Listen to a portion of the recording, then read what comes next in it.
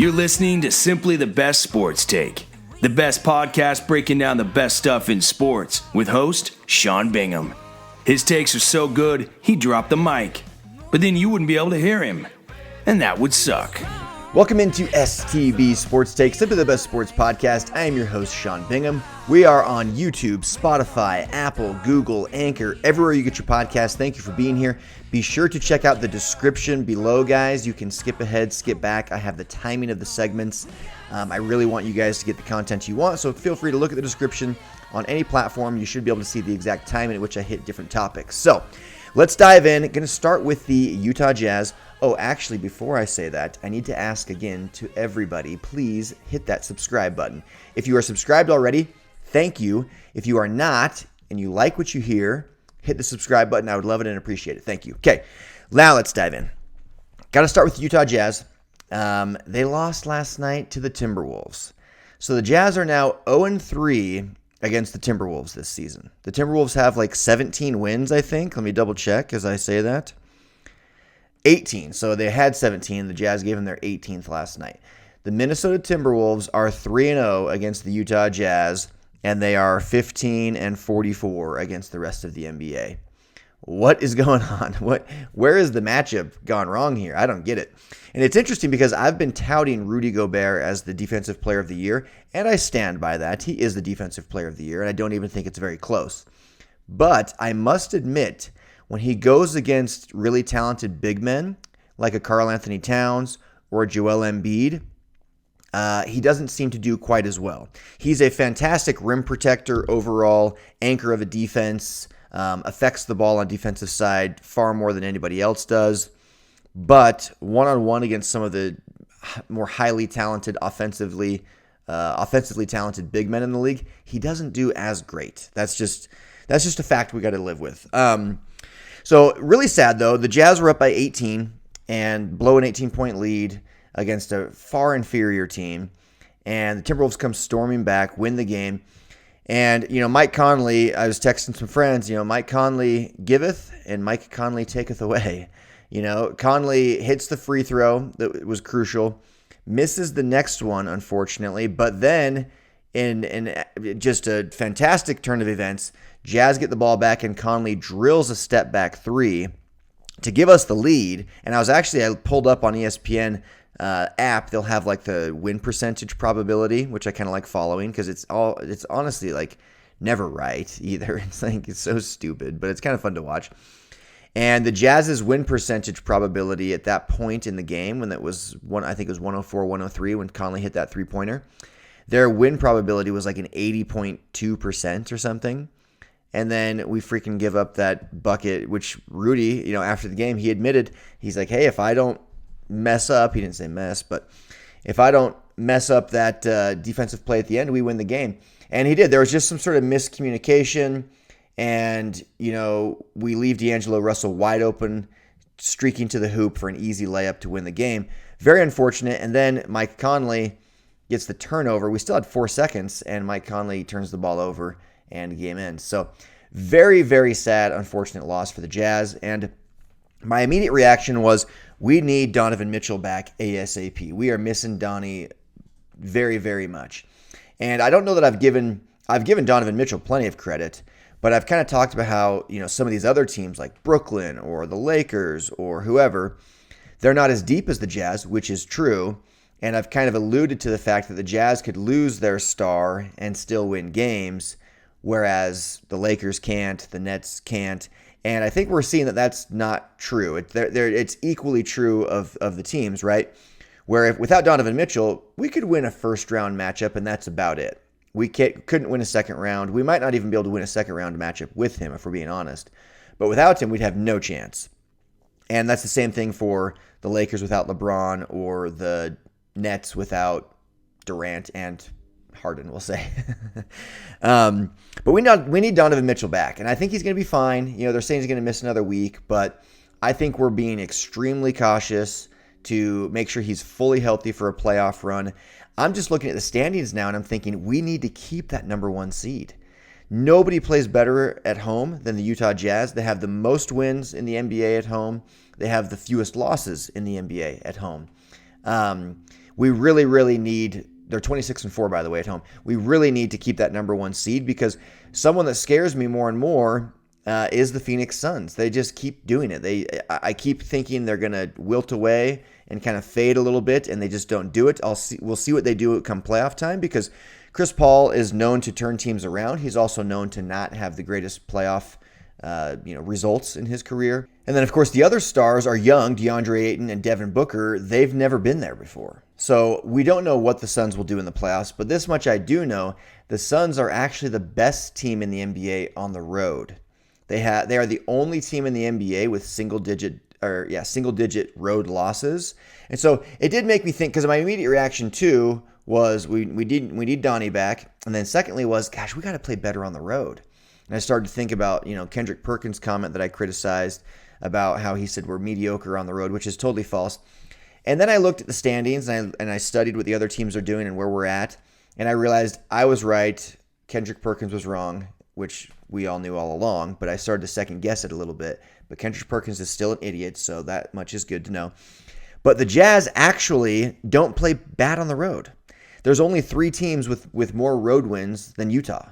Only 3 in the entire NBA with more road wins. And those teams, by the way, are, as I looked them up again, I wrote down that there's 3. The Suns, obviously, I mentioned them. The Clippers have won. So the Jazz are 18-13 on the road.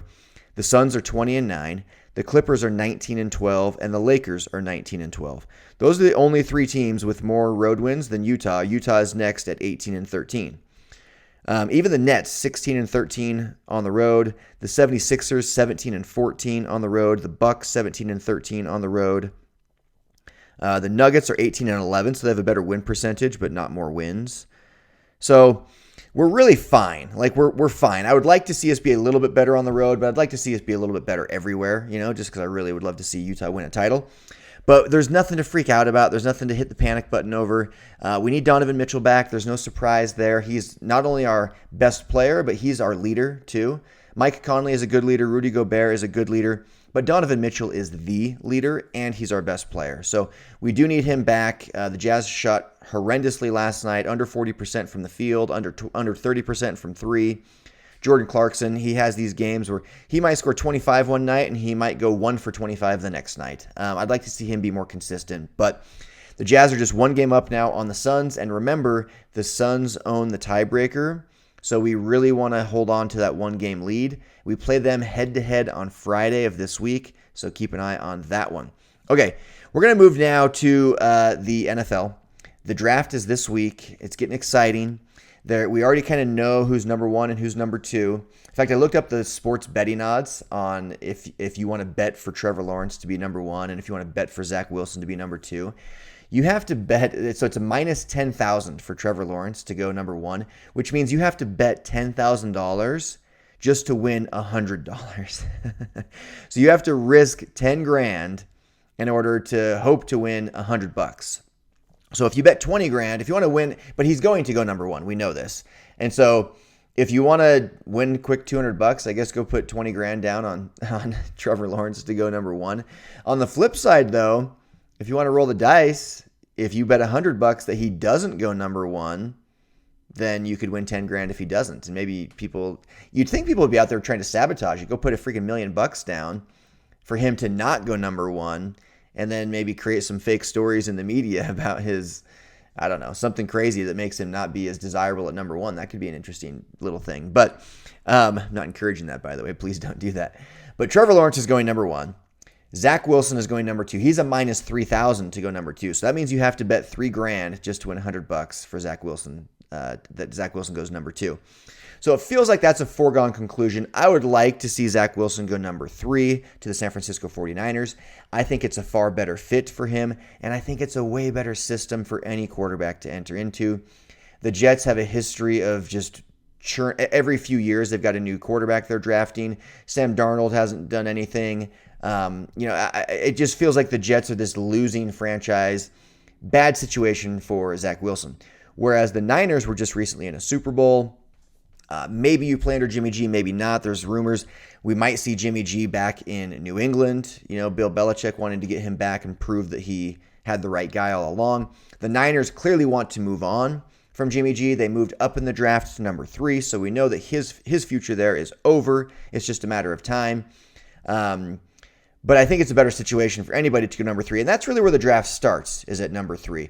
So Todd McShay came out with he's like the guru of gurus. Him and Mel Kiper, they're like the ESPN.com rivals for the draft day stuff. This is like tax season for these guys, which is funny because it actually is tax season. But they're like, it's like an accountant who is like slow as can be for 10 months out of the year, and then for 2 months they're just as busy as can be. That's how Mel Kiper and Todd McShay are. These are the months they're super busy, same as the tax guys. So they don't have a mock draft. Well, I'm not going to talk about their mock draft, but rather the rankings at which Todd McShay put everybody. So he actually ranked all the players from top to bottom at just their overall ability to play football. Not based on teams' needs or where he thinks they're going to be drafted, but just who's the best player, top to bottom, let's rank them. So he ranked them and he even gave him a score as if it's a video game, like a Madden or something like that. Gave him an overall score. But this is a guy that's pretty smart, and so I was curious. I wanted to check it out. And he has Trevor Lawrence as the number 1 overall player, which was kind of surprising because there's many guys that don't. A lot of people have Kyle Pitts number 1. He's the tight end out of Florida. McShay had him second. But just focusing on the quarterbacks, he had Trevor Lawrence number 1 overall, most talented with an overall rating of 97. And just for kicks, he had Kyle Pitts as a 94 overall. But then he had Zach Wilson as the number 2 quarterback in the draft. He did. And he had him as the number 4 player overall at a 93 grade.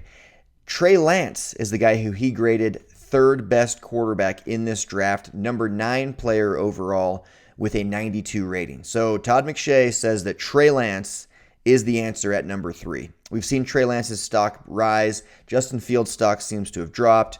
Mac Jones has been fluctuating a little bit. A lot of people think Mac Jones will go number 3 to the Niners. That's what I think we're going to see happen. I think you will see Mac Jones go number 3 to the Niners. Some people have him dropping all the way to 15th, going to the Patriots. I think you're going to see Mac Jones go number 3 to the Niners, and you're going to see Jimmy Garoppolo go back to New England. I really do think that's what's going to happen. We'll soon find out. He then, though, had Justin Fields as the number 4 quarterback, number 11 player overall with a 91 rating. And then Mac Jones, of course, was the 5th best quarterback, the 15th best player overall with a 90 rating overall. So that's where Todd McShay has them. He's got, again, Trevor Lawrence, Zach Wilson, Trey Lance, Justin Fields, Mac Jones. Those are his top 5 quarterbacks. We know those are the top 5. It's just always interesting to see the order in which people put them. I think you're going to see Mac Jones go 3rd, but I don't know. I guess we'll see. I really would like to see Jimmy G go back to New England. I think that would just make for some great drama with Tom Brady, Bill Belichick, Jimmy Garoppolo. See if Bill Belichick can put together a good playoff run, maybe even a Super Bowl with Jimmy G. I think his pride really wants that to happen, especially having just watched Tom Brady win a Super Bowl in Tampa Bay in his first season. We'll see what happens there. Okay, we got to move back to the NBA now.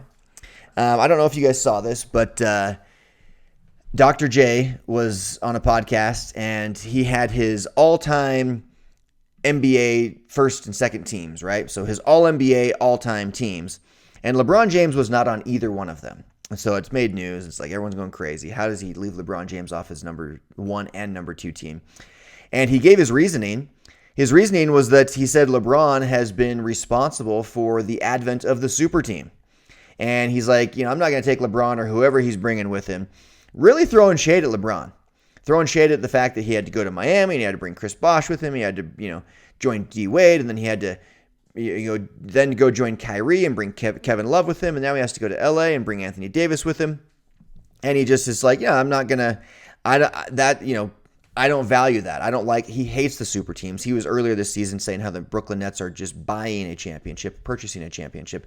Well, newsflash for Dr. J. While I don't disagree that the super teams cannot be a good thing necessarily, buying a championship is exactly what the owners and the GM's jobs are. They're trying to purchase the coaches, the players that can help them win a championship. That's kind of how it works. They're paying them. That's what any company does. You're purchasing success. You're trying to hire the best talent you can at any company. So yes, that's exactly what they're trying to do.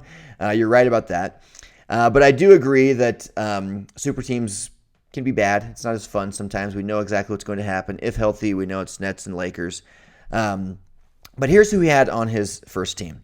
And this right away just ruins his entire argument for those. And I'm kind of with him, like, about the super team stuff in a sense. But he has Oscar Robertson, Jerry West, Wilt Chamberlain, Bill Russell, Elgin Baylor. Those are his top 5 players of all time, or at least his All-NBA, all-time first team.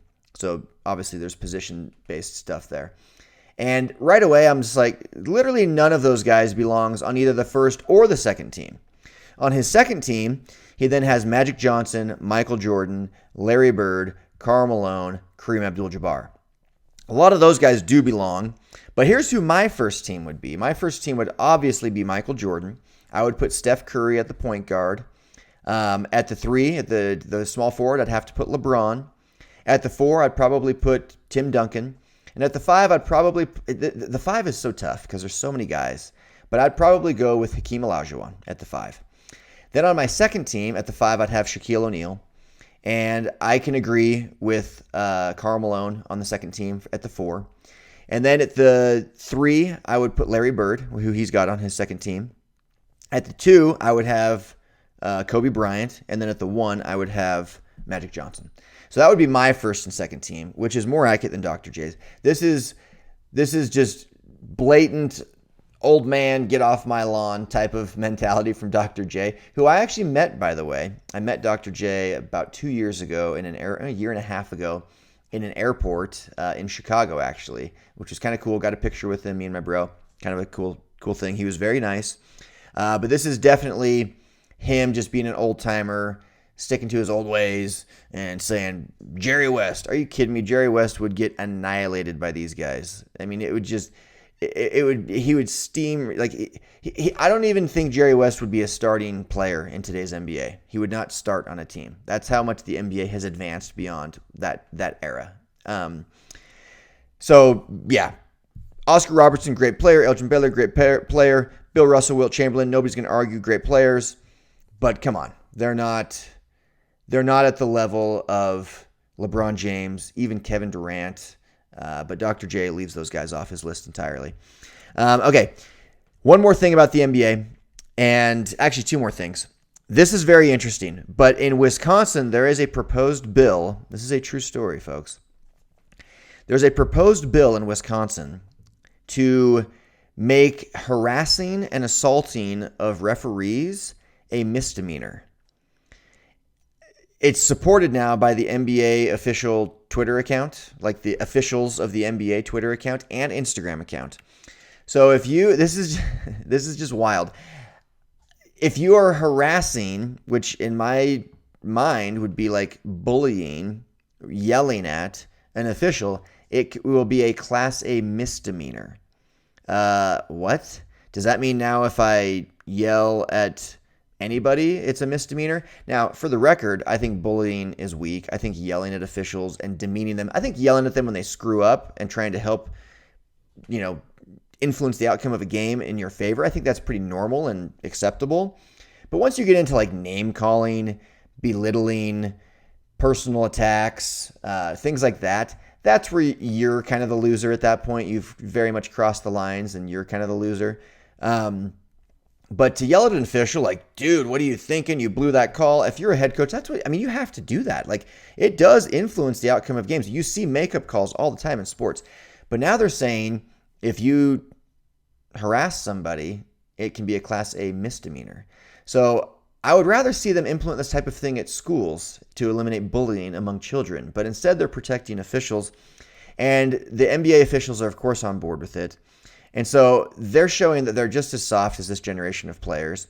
So we're going to see the whole NBA get even softer if this thing passes in Wisconsin, because then it could go into other states. But the only team in Wisconsin is Milwaukee. So I guess when you're playing against the Bucks, be super nice to the refs. The Bucks will probably go 41-0 next year at home because of this, if this law gets implemented, because everyone's going to be scared to death to talk to the officials in that state. But kind of an interesting thing. Okay, the Knicks and the Wizards were both just doing really well. Knicks had won 9 straight. They lose last night to the Suns. Gosh, that sucks. Needed the Suns to lose. The Wizards also lost an overtime game to the Spurs. They had been surging. The Knicks are going to make the playoffs, absolutely. They might even win the first round. We'll see.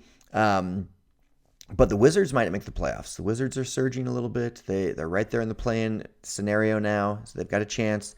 But I want to talk about the Knicks versus the Brooklyn Nets and who's cooler, okay? There's always this talk about, and I've mentioned this before on the podcast, but there's always this discussion about how, playing at Madison Square Garden is so cool, and it's like the greatest, and you should want to play for the New York Knicks. Well, it's always super old people. It's always Dr. J type people, which he hasn't said that, but it's always those types of people that are saying it, the old timers, right? Like, the guys that think Elgin Baylor and Jerry West are the greatest of all time. Those are the types of people that think that Madison Square Garden and the New York Knicks are like the greatest thing on earth. Well, newsflash, the Knicks haven't been cool in my lifetime. I'm 39 years old, and when I think of the New York Knicks, I think of Patrick Ewing getting dunked on by Michael Jordan. That's what I think about. I think about Jordan getting that and one against Xavier McDaniel and John Starks and them on the ground and him over the top of them shouting in their face, Those were great teams, but the Knicks have been to one finals since I've been alive, at least as far as I can remember, and I'm pretty good at that stuff. I haven't looked it up, but I usually have a pretty darn good memory of championship teams. They certainly haven't won a title, and I don't think they've even been to more than just one finals, which they reached when Jordan retired briefly to play baseball. So the Nets, by the way, have also been to a finals. Okay, so there's in the last 30, 40 years, there's not a huge difference in accomplishments that these teams have made, right?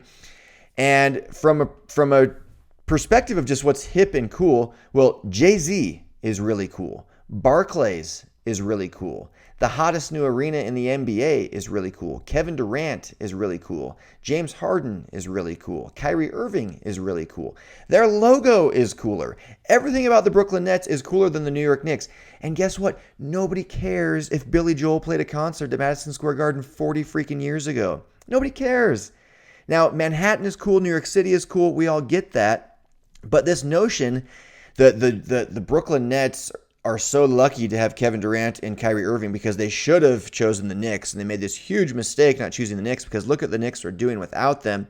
What if they had chosen this team and blah, blah, blah, blah, blah. It's like, what are you talking about?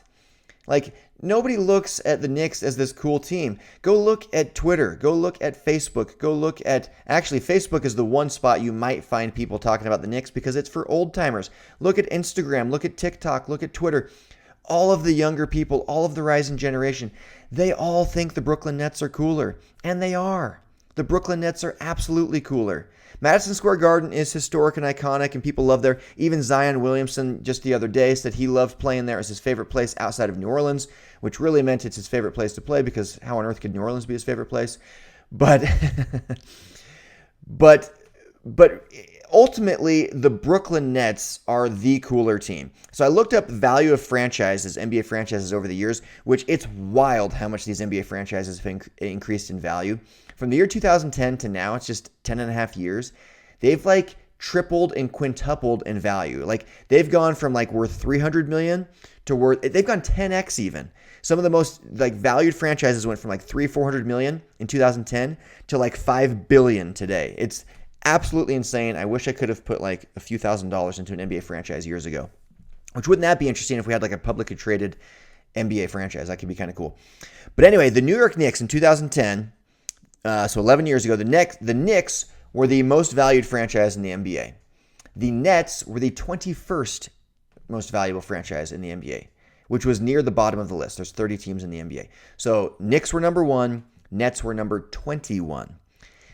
Just go 5 years forward to 2015. The Knicks drop to number 2. The Nets rise all the way from number 21 to number 6 on the list. And then in today's current market, it's actually shifted back in the Knicks' favor a teeny bit, but the Knicks bumped back up to number 1, and the Nets bumped down to number 7. For those interested, the Warriors are number 2, Lakers number 3, Bulls number 4, Celtics number 5, Clippers number 6, the Nets are then number 7. And it's barely Clippers ahead of Nets. Obviously, Paul George, Kawhi Leonard being in Los Angeles, that makes a huge difference. The Jazz, by the way, because I know there's a lot of Jazz fans that watch this, the Jazz are 18th most valued franchise in the NBA, And coming in at dead last, number 30, was the Grizzlies. So, again, from number 21 10 years ago to number 7 today, and barely number 7 behind the Clippers, trust me, Brooklyn is viewed as being cool, and it's just a matter of time. Unless the Knicks have just run through so many stars. Like, we saw Carmelo Anthony go there and expecting big things, and they never did anything. They had Porzingis and never did anything. It just feels like the Knicks just haven't done anything. Nobody seems to be dying to play there. They do have a heck of a turnaround going on right now. We talked about that in Thursday's podcast. There's some good culture there with Tom Thibodeau right now. But they've got to make some real serious changes. Because even I know it sounds silly, but even looking at their logo, I'm just like, this Knicks logo is so outdated and lame. And the Nets is so hip and cool and modern. Everything that the Nets, everything that the Nets are doing is hipper, cooler, more modern. And they have way better players, way more of them. They're probably going to win an NBA title. They've got the best arena. So the notion that somehow Kevin Durant and Kyrie Irving made a mistake is really, really stupid. I actually think it's cooler to take a championship to Brooklyn than it is to Madison Square Garden. That's just my take. All right, guys, that is the podcast today. A little bit scattered. Please hit that subscribe button. You guys are amazing. I will see you mañana. I am out. Peace. Thanks for hanging with Simply the Best Sports Take. Don't forget to subscribe to this podcast and check out stbsportstake.com. Simply the best in sports. 'Cause we are warriors.